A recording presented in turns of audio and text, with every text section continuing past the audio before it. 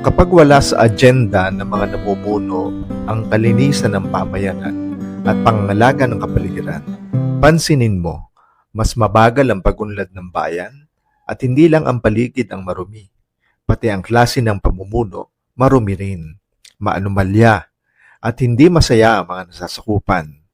Ganito rin ba ang bayan mo? Karaniwan, sila pa ang nagkakanlong sa mga lumalabag sa batas kung hindi man sinasadya dahil mas totoo kaysa sa hindi. Ang ganitong klase ng mga tao ang laging aali-aligid sa mga bulwagan ng kapangyarihan. Sila ang mga may hawak ng negosyo, ang tagapagdala ng mga boto, at mas pinapakinggan ng ating mga opisyal. Sa mas malawak na perspektibo, sila ang kumakatawan sa oligarkiya o mas kilala sa atin sa tawag na elitista. Sa madaling salita, sino mang mayaman at makapangyarihan. Saan mang bayan o bansa, maliit o malaki, ay may oligarkiya.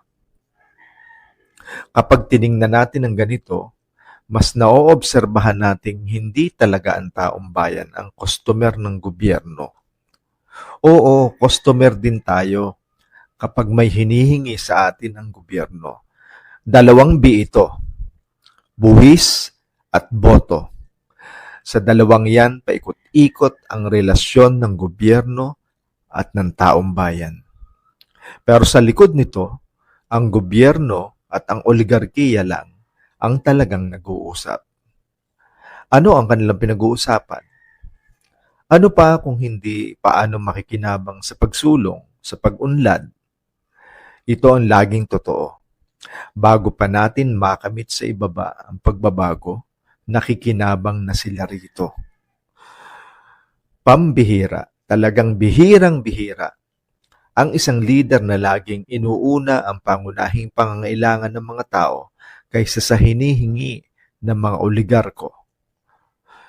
Mulat ang kanyang mga mata sa masahol na buhay ng ordinaryong Pilipino, isang kasahulang kitang-kita sa anyo ng ating mga pamayanan na nasa labas lang ng mataas na bakod at gwardyadong tarangkahan ng Forbes Park, Ayala Alabang, White Plains, at iba pang puok na walang puwang ang kahirapan.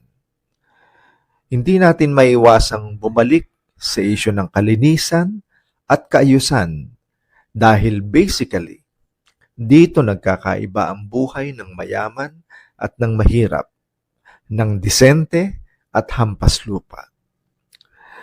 Kapag ang isang leader itinuturing na tila bakuran niya ang bayang kanyang nasasakupan, na parang tahanan niya ang munisipyo o ang city hall.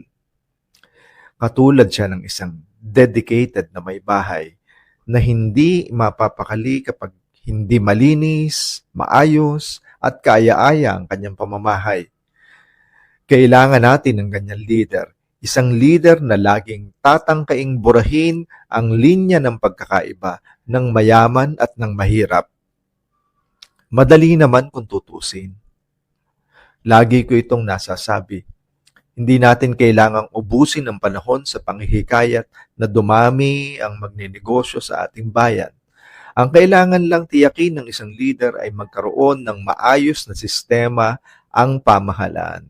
Hindi para mangolekta ng buwis, upa at kontribusyon, kundi para magbigay ng motibasyon sa mga tao na magpunyaging paunlarin ang buhay. Paano? Sa pamamagitan ng mga alituntuning magpapagaan sa pagpasok ng mga mamamayan sa pagnenegosyo, malaki man o maliit. Ang kailangan lang gawin ng leader ay tiyaking malinis, maayos at kahali-halina ang bayang kanyang nasasakupan. Paano? Sa pamamagitan ng pagpapairal ng mga batas at alituntuning titiyaking mapapasunod niya ang mga tao ayon sa disenyo ng pamayanang gusto niyang ilatag sa paanan ng taong bayan. Anong klaseng pamayanan ba iyon? Isang pamayanang hindi naiiba sa pook na nilalakaran ng mayayaman. Maikli lang ang panahon ng isang leader. Ang Pangulo, 6 na taon lang at wala ng reeleksyon. Ang mayor at ang kapitan ng barangay, 3 taon lang at hindi pa sigurado kung maahalal na muli. Kahit ubusin nila ang kanilang termino sa paglikha ng magandang pamayanan, sigurado akong ang kasunod nito ay magandang buhay para sa lahat.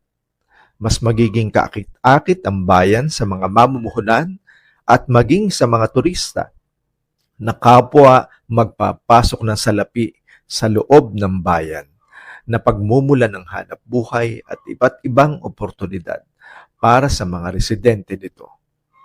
Kaya hindi maliit na bagay na isama ng namumuno sa kanyang agenda ang kalinisan ng pamayanan at pangangalaga ng kapaligiran.